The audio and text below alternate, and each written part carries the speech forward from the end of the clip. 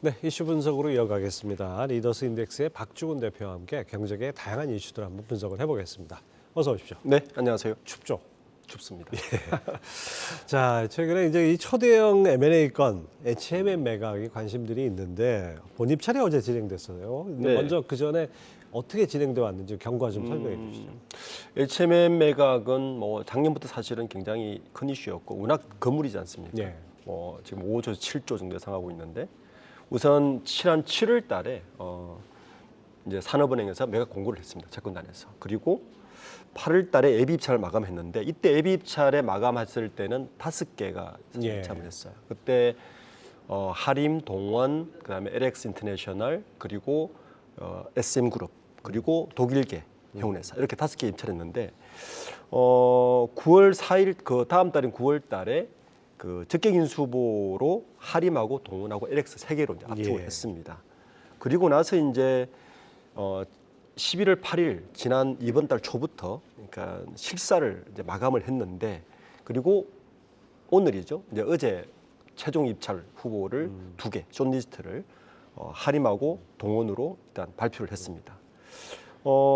이번 달 그 이제 채권단은 이 2개를 가지고 재무 상태 그리고 경영 능력, 해운상 운영 계획 등을 종합 검토해서 우선 협상 대상자를 선정한 다음에 아마 다음 달 초에는 이제 실제 계약으로 진행되는 그런 일정입니다. 자, 하림하고 동원 2파전이 됐는데 근데 재계에서는 이거 오히려 낙찰보다 유찰 가능성을 좀 점치고 있어요. 이거 왜 그런 겁니까? 우선 이제 산업은행에서도 지금 기자회견에서 밝힌 게 뭐냐면 가장 우선으로 보는 게 재무 상태라고 이야기했거든요. 왜냐하면 이게 이제 본입찰 직전에 뭘 변경시켰냐면 이 국유재산법이라는 게 있어요. 예. 국유재산법 시행령에 보면 이게 이제 시행령 제43조인데 보면 상장법인을 평가할 때는 발행 주권의 평가 기준일을 전 1년 이내에 최근에 거래된 30일간의 증권시장에서 시세 가액을 평가하는데 예. 이걸 100% 다 반영하겠다는 겁니다. 이거 왜냐하면 그 이전에는 연구체를 굉장히 많이 가지고 있단 말이에요. 예. 산업은행, 한국해양진흥공단에서 이 연구체가 이 행사를 하게 되면 희석이 되기 때문에 떨어지는 만큼의 어떤 보존을 해주겠다고 계속 이야기를 하면서 본입찰을 받아들였는데 막상 숏리스트가 딱 발표되자마자 그 채권단에서 원칙대로 하겠다. 그러니까 30일간의 평균 주가를 가지고 모두 반영하겠다고 하면 가격이 굉장히 달라집니다. 이게 이제 숏리스트 전에 7월 달까지만 해도 매각 가격을 보통 3조에서 현금 2조에서 3조 정도에서 매각할 수 있다라고 계속 이야기를 했는데 지금 이 상태면 7월 20일 매각 공고를 하지 않았습니까? 예. 그때 연구체 전환 계획을 밝히면서 2만 1,000원에서 13,000원대로 곧 떨어졌어요. 주가 떨어지니까. 그 당시만 해도 이걸 다 계산하니까 뭐 2, 3조 정도면 됐는데 지금대로 계산하면 매각 대상 주식이 4억 주인데 요거를 이제 현재 3개월 30일 평균으로 계산하면 6조 4,600억입니다. 여기 이것만 있는 것이 아니라 경영권 프리미엄 있지 않습니까? 그러면 이제 예전 가격은 미니멈 7조 7천억에서 8조 4천억이 된단 말이에요. 이렇게 되면 지금 숏리스트에 올라가 있는 할인그룹하고 동원그룹은 현재 할인그룹의 매출 규모가 14조예요. 예. 매출 규모가 총 매출. 규모가 동원그룹은 그룹 전체 매출 규모가 9조 7천억입니다. 거기다가 자금 조달도 이익 자금을 조달할 수 없는 상황이기 때문에 갑자기 이렇게 원래 원칙이긴 하지만 그 이전과 말이 좀 바뀌면서 30일을 다 반영하겠다고 하는 거는 이거는 매각 자체를 무산시키려고 하는 의도가 아닌가라고 지금 저기서는 보고 있는 것입니다. 근데 이제 흔히 이제 우리 상식적으로 생각할 때 지금 말씀하신 대로 한 뭐 7, 8조 정도 되는 덩어리가 큰 매물이란 말이에요. 근데 만약에 입찰에 성공한다 하더라도 이제 하림이나 동원 같은 경우에 너무 큰 걸 먹어서 체할 수 있는 이른바 승자의 저주 가능성이 있지 않나 이런 생각들이 되는데 그럼 어떻게 해야 이게 성공적인 인수합병이 마무리될 수 있을까요? 이게 이제 HMM 같은 경우는 우리나라 컨테이너 그 물동량의 거의 98%를 소화하는 그 독점적 지위체를 갖고 있거든요. 거기다가 이 HMM은 순수하게 컨테이너 선사만 운영합니다. 근데 문제는 이게 이제 예를 들어서 무리하게 한 7조에서 8조 정도는 금액을 해서 인수를 했다. 인수로 끝나는 것이 아니라 또 운영 자금이 필요하지 않습니까? 더 큰 문제는 뭐냐면 해운업은 이렇게 사이클을 그리는데 지금 시국이 다운 사이클이거든요. 보통 이 사이클이 10년에서 20년 주기로 사이클을 그립니다. 지금 이제 HMM이 현금성 자산이 가장 많았던 이유는 2011년부터 2019년까지 이 다운 사이클 구간에서 굉장한 적자를 보고 있다가 우리가 잘 알듯이 팬데믹 기간 동안에 급 80% 영업이익률 만큼 그때 10조를 벌었어요. 그 현금성 자산 10조를 가진 이유가 이제 그때 때문인데 이 급등한 이 사이클이 갑자기 또 꺼져버렸습니다. 지금 해운 지수가 고점 대비 70% 80%에서 떨어졌기 때문에 말씀하신 것 같이 이 금액으로 인수를 한다고 하더라도 운영 비용 그리고 또 뭐 구조조정 뭐 여러 비용이 또 들어가기 때문에 이건 현재의 해운업 다운 사이클이면 성자의 저주가 될 가능성이 굉장히 크다라고 볼 수밖에 없고 그래서 강석훈 KDB 산업은행 회장 역시 이번에 발표하면서 인수기업의 자기자본 비율을 보겠다고 이야기했거든요. 자기자본 비율. 그러니까 자기자본 비율은 결국에는 돈 없으면 인수하지 말라는 이야기입니다. 그러니까 HMM이 보유한 10조 원의 현금 그거를 노리고 들어가서 뭐 그렇죠. 인수를 한다. 이거 안 받아주겠다. 안 받아주겠다는 거죠. 그러니까 만약에 지금 HMM이 가지고 있는 현금성 자산이 한 10조 이상 되는데 이걸 보고 들어가겠다고 하는 것은 용납하지 않겠다고 분명히 선을 그었고 그렇게 되면 이번 입찰은 뭐 성자의 저주가 있기 전에 입찰 유찰될 가능성이 굉장히 높다고 봐야 되는 거죠. 과거에 뭐 아시아나나 대우건설 이런 거 인수해가지고 이제 체한 경우가 많아가지고 뭐 산업은행 입장에서도 좀 신경을 써야겠습니다. 자 거기다가 또 이제 이 해운 업황 침체 말씀하신 대로 그다음에 뭐 대표 해운주들 3분기 실적도 상당히 안 좋습니다. 그래서 HMM 주가 측면에서는 뭐 시장 수익률 이상을 좀 기대하기는 좀 어렵겠죠. 그렇습니다. 3분기에 그나마 겨우 이제 흑자를 달성했거든요. 이런 상황에서도 지금 보통 이제 글로벌 해운 업황을 볼 때 우리가 소위 말하는 상하이 컨테이너 지수, 그 SCFI 지수를 보는데 지난주 17일 기준으로 보면 이게 999.9입니다. 1000 이하로 떨어졌어요. 이게 높을 때는 얼마였냐면은 2000이 넘었어요. 3000, 5000까지 갔었거든요. 뭐 완전히 그러니까 5분의 1 정도로 고점 대비 5분의 1 정도로 떨어졌으니까 이거는 뭐 그러니까 5분의 1 수준 하락이면 이거는 뭐 이익 내기 어려운 구조로 돼 있고 그리고 선봉량 자체 이제 소위 말하는 그 컨테이너의 실질적인 얼마큼 그 운영되고 있는 선봉량을 봐야 되는데 요게 선봉량이 크게 늘 줄 알았는데 이제 팬데믹이 끝나고 국제 그 거래가 늘 줄 알았는데 실제 는 걸 보니까 올해 대비 6.8%밖에 안 늘었어요. 그러니까 글로벌 경기 침체 물동량이 여전히 올라오지 않고 있다. 그래서 이 경기가 올 하반기 내년까지 이어진다면 아마 4분기에는 HMM도 적자로 빠질 가능성이 굉장히 높아서 이 부분도 굉장히 우려되는 상황입니다. 예, 우리나라 주력 산업 중에 정말 사이클 산업들이 많은 것 같습니다. 세계 경기에 아주 밀접하게 연관되어 있는데, 자 그다음에 또 운임지수 대표적인 게 이제 발틱 운임지수 BDI 잠시 반등하다 또 내림세예요. 뭐 이런 거 감안했을 때 이제 페노션 같은 경우에는 목표 주가가 하향되기도 했는데 페노션도 당분간은 뭐 큰 기대하기 좀 어렵겠죠. 이제 페노션이 관심을 가지는 이유가 할인 거지 않습니까? 그러니까 보통 할인이 페노션을 지렛대로 그리고 그 또 투자 그 FI를 하나 들여서 이번에 그 HMM을 인수하려고 사실은 계속 그 계획을 하고 있거든요. 그래서 페노션에 더 관심이 가는데 페노션은 우리가 이제 소위 운송량 그러면 컨테이너가 있고 벌크가 있고 LNG가 있고 자동차 선박 우리나라 요즘 한 4개 정도의 운송이 있는 해운업인데 페노션은 벌크선은 위주거든요. 벌크선 방금 말씀하신 것 같이 이제 BDI 그 근화물성 운임으로 하는데 요게 이제 반짝 반등했어요. 반짝 반등하다가 10월에 반짝 반등하다가 다시 떨어졌습니다. 근데 이 BDI 지수는 뭘 봐야 되냐면은 사실은 우리나라 BDI 지수는 제일 큰 게 7강 쪽이에요. 7강 쪽인데 이게 중국하고 아주 맞물려 있습니다. 그렇죠. 중국 부동산 경기하고 아주 밀접. 맞습니다. 중국 부동산 경기가 밀접해서 아시듯이 중국 부동산 경기가 중국 정부에서 굉장히 노력을 하는데도 전혀 반등의 기미가 보이지 않습니다. 오히려 지금 어떤 정리하는 수준에 가 있기 때문에 중국 내 7강 기업의 수익성이 굉장히 약화돼 있어요. 그러면 이거와 딱 맞물려서 BDI 지수는 바로 떨어집니다. 그래서 페노션도 이 BDI 지수가 단기간에 개선될 거는 굉장히 어려운 데다가 지금 특히 이제 페노션이 HM 인수 과정에서 방금 말씀드렸듯이 지렛대 역할을 하고 있단 말이에요. 그래서 만약에 하림이 여기를 인수 확정이 되면 페노션은 유동성 확충이 굉장히 필요한 상황이라서 재무구조 악화될 게 뻔하고 예. BDI 지수 떨어지니까 이제 페노션의 주가는 말 그대로 굉장히 불확실해진다. 힘쓰기 어렵겠네요. 이렇게 구조가 되어 있습니다. 자, 이런 상황에서 지금 H&M뿐이 아니라 현대 LNG 해운 뭐 이런 네. 중소 뭐 중형 해운사도 매각에 나선 상황. 해운업 업황이 안 좋아지는데 이렇게 매물이 자꾸 나오고 이거 전체적인 해운업에 좀 부담일 것 같아요. 맞습니다.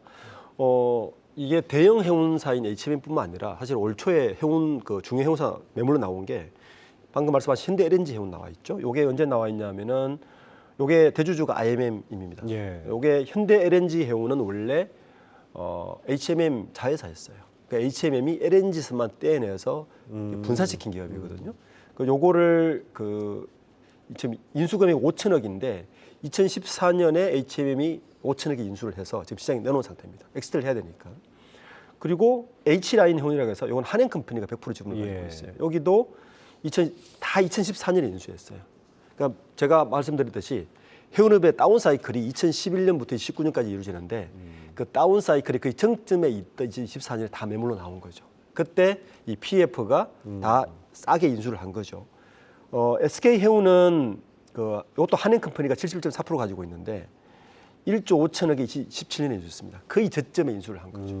그리고 플라리스 shipping 같은 경우도 이건 작년에 인수했는데 이건 칸사스 자산운용에서 100% 인수했는데 그러니까 이게 다 저점에 인수되어서 엑시를 다 기다리고 있다가 해운업이 어느 정도 피크를 치고 나서 더 떨어지기 전에 매물로 나온 그런 상황인데 현재 뭐 HMM 매물까지 겹치다 보니까 야 이거는 해운업 전체의 뭔가 지각 변동, 질서 변동까지 맞물려서 지금 전체적인 인수자가 쉽게 나오고 있지 않을까. 굳이 인수 의향이 있더라도 뭐 서둘러 살 이유가 별로 없는 그렇죠. 그런 그야말로 바이어스 마켓이 되는 맞습니다. 것 같습니다. 네.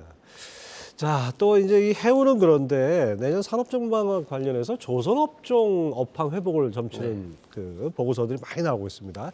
특히 이제 탄소 중립 관련한 친환경 선박 발주 이것에 기대가 큰데요. 조선업황 내년에 기대해봐도 되겠죠?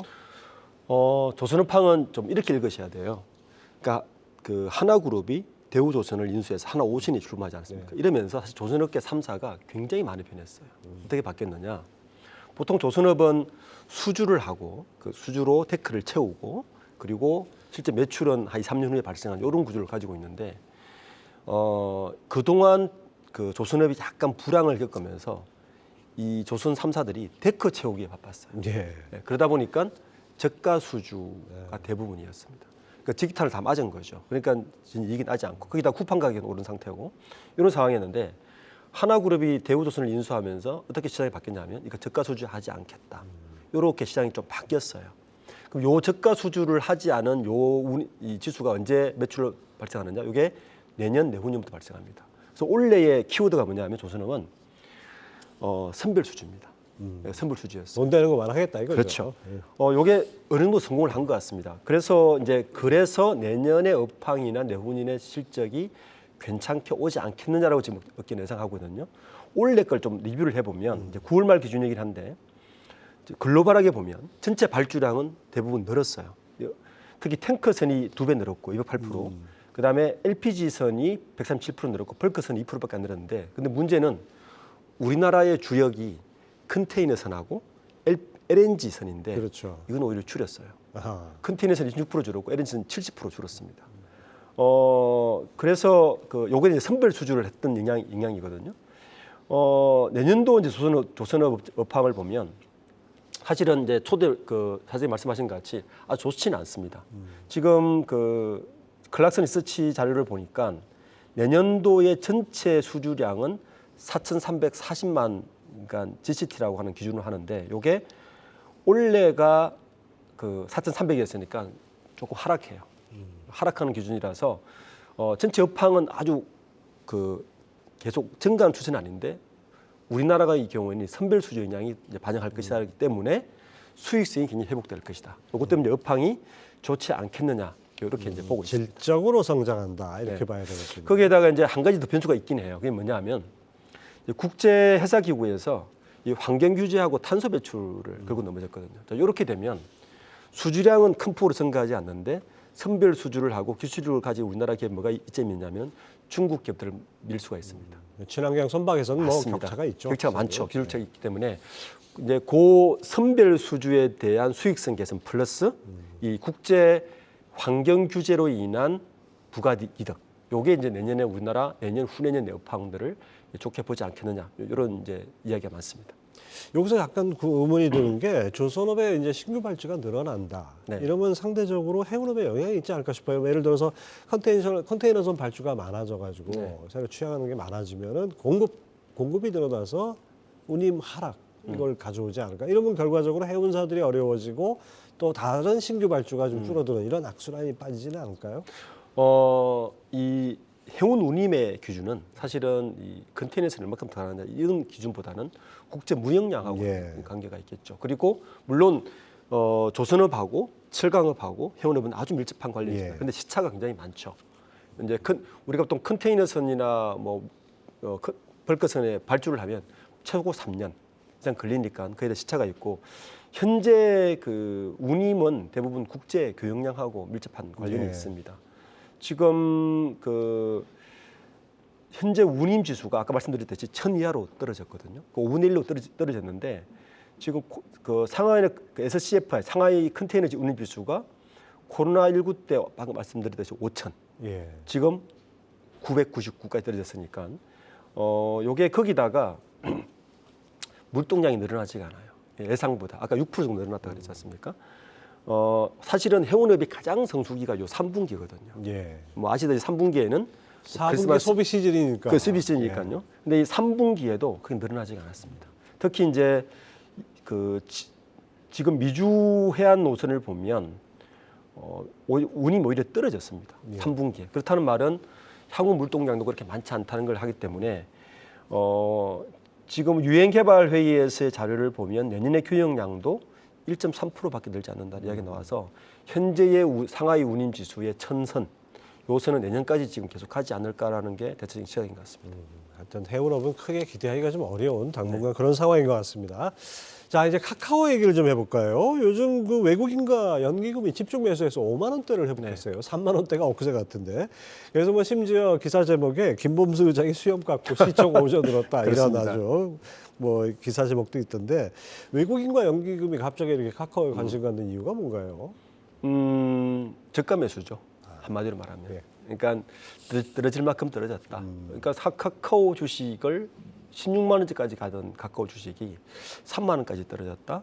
이거에 대한 반사이익 이게 가장 큰 것 같고요. 거기다가 3분기 실적이 괜찮습니다. 예. 그리고 이제 이 부분도 큰 것 같아요. 연기금이나 외국인이 볼 때 우리나라 그 종목들 중에서 국민주라고 소위 일컬어지는 게 예. 삼성전자하고 사실 카카오입니다.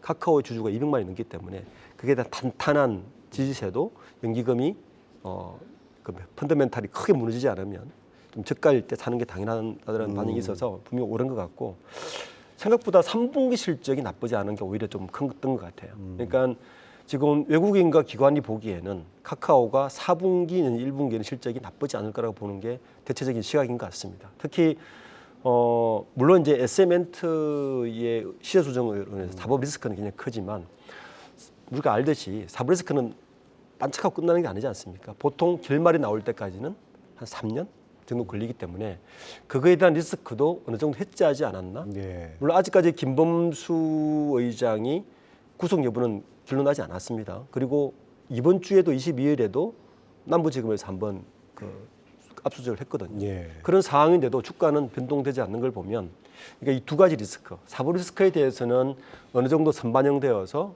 해소가 되었다고 보고 있는 것 같고 방금 말씀하셨듯이 수용 깎은 게 큰 의미가 있는지 모르겠지만 카카오에서의 쇄신 의지 이런 것도 보이고 특히 이제 카카오가 지금까지는 카카오 필명이 이거였거든요. 덩치 큰 어린아이였거든요. 네. 네. 굉장히 덩치는 커졌는데 스타트업 같이 업체 같이 경영을 하다 보니까 그런 의미가 많았는데 거기에 대한 여러 가지 방안들, 리스크 해지의 기능들이 시장에 나오면서 주가가 조금 반영되지 않았나는 게 해석입니다. 예, 아무튼 뭐 여러 가지 뭐 논란이 있고 리스크도 있고 하지만은 뭐 어쨌든 카카오가 가진 그 엄청난 가입자 수 이것이 뭐 하나의 힘이 된다고 보는데 지금 이제 상승 좀 했다고 저점 대비 30% 정도 이상 오른 네. 이런 상황에서 다시 들어가긴 좀 부담스럽죠. 두 가지인 것 같습니다. 그러니까 이 저점 대비 30%라고 하면 굉장히 높은 예. 보름새 같지만 사실은 연평균 대비하면 아직까지 떨어져 있는 상태거든요. 왜냐하면 연평균 한 7만 원 정도 갔으니까 예. 5만 원 정도니까 그러니까 저점 대비로 보시는 것보다 저는 지금 그 카카오뿐만 아니라 다른 IT 기술주들 대부분의 올해 이 4분기의 핵심 키워드는 펀더멘탈이거든요. 그러니까 지금까지 그 우리가 2차 전지주나 다른 주에 대해서는 수급 위주로의 해석을 했다면 이제 펀더멘탈을 바로라고 대부분 이야기하는데 저는 카카오도 어떤 뭐 저점 대비 프로 올라 이런 거 뭐보다는 펀더멘탈을 좀 봤으면 좋겠다. 그러니까 3분기 실적이 나쁘지 않았고 특히 그 카카오가 향후 추진하고 있는 여러 가지 것들을 좀 보는 게 카카오를 좀 더 객관적으로 보는 시각이 아닐까 생각합니다. 예. 자, 우려 속에 상장한 에코프로 머티리얼스 일주일간 또 상승세를 보이면서 10만 원에 육박하는데 그러다 보니까 그간 상장을 미뤘던 LS 머티리얼스 이 기관 수요 예측 중인데 어떻게 전망하십니까? LS 머티리얼즈는 사실은 눈치 엄청 봤죠. 예. 예. LS 머티리얼즈를 2차 전지주로 분류하는 건 저는 약간 애매한 것 같습니다. 왜냐하면 여기 LS 머티리얼즈의 주종이 뭐냐면요. 그 4세대 에너지 저장 장치는 ESS에 들어가는 울트라 캐패시티라는 게 여기 주종입니다. 그러니까 어떻게 보면 전기차와 에너지 저장 장치의 하이브리드쯤 되는 그런 기업이거든요. 이게 2008년도에 LS 전선에서 분사를 했는데 이건 LS 그룹의 이 전기 자동차의 하나의 어떤 밸류체인 하나에 들어가 있는 기업이에요. 현재 LS 그룹은 LS 전선, LS 머티리얼즈, LS 알스코라는 요 세 개 기업을 그 2차 전지와 전기차의 하나의 어떤 기업으로 만들기 위해서 지금 상장하는 건데 문제는 LS 머티리얼즈는 저는 그렇게 흥행하는 거에 한계가 분명히 있다. 왜냐하면 구주가 너무 많습니다. 40%나 돼요. 뭐 아시듯이 그 구주가 많으면 보통 끓이지 않습니까? 왜냐하면 신규 상장에서 그 상장 기금이 상장 자금이 그 기업으로 들어가서 투자를 이루어져야 이게 모멘텀이 생기는데 구주가 40%라는 얘기는 그에 대한 한계가 분명하고 이게 왜냐하면 재무적 투자자인 FI 그 케이스톤 파트너스가 40%를 갖고 있는데 이번 내놓겠다는 이야기거든요. 차입 신을 위해서 그게 한계가 있고 물론 이제 구주를 내놓고 나면 그 다음에 오버행이 없지 않겠느냐 이렇게 이야기해서 오버행 리스크는 줄지 않느냐고 하지만 제가 보니까 오버행 역할도 아직 있습니다. 왜냐하면 그 케이스톤 파트너스가 아직 17%를 가지고 있어요. 40% 내놓고도 내놓고도 남아 있어요? 네, 가지고 있으니까 이게 6개월, 9개월, 12개월 이렇게 내놓다는 이야기는 오버행 효과도 아직 있거든요. 그래서 공모주에서 그렇게 흥행하기는 쉽지 않아요. 그래서 두 분 주차를 지키고 했거든요. 그리고 또 그 뭐 이번에 상장한 대형주하고 붙으면 너무 흥행이 떨어질 것 같으니까 일부 미룬 것도 바로 이유 때문인 것 같습니다. 어쨌든 뭐 이 공모주도 요즘 뭐 옥석 가리기가 확실히 있는 것 같아요. 그렇습니다. 시장에서.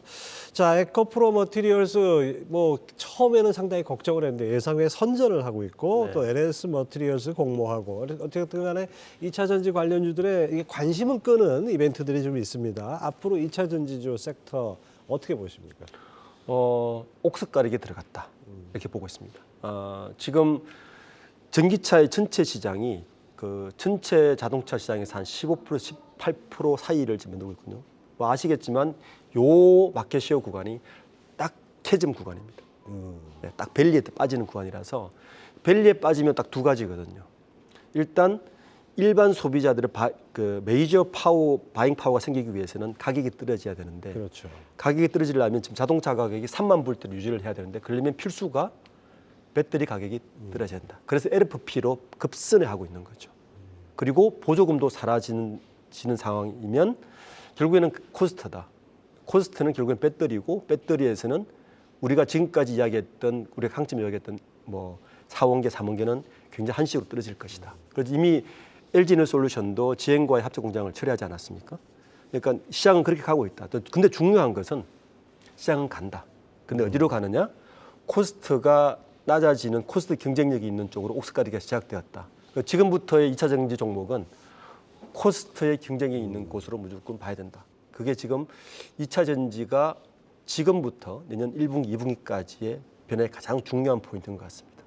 그래서 그 기업의 원재료 수급부터 밸류체인 전체에서 코스트 경쟁력을 가진 기업들에 대한 옥석 가리기가 이미 시작되고 있다. 지금 이렇게 해석하고 있습니다. 2차 전지 사업 목적에만 추가해도 주가 뛰던 시기는 완전히 지났습니다. 이제 확실히 옥석 가리기 들어갔다는 말씀 유념하시기 바랍니다. 자, 지금까지 이슈 분석 리더스 인덱스의 박종훈 대표와 함께했습니다. 말씀 감사합니다. 감사합니다.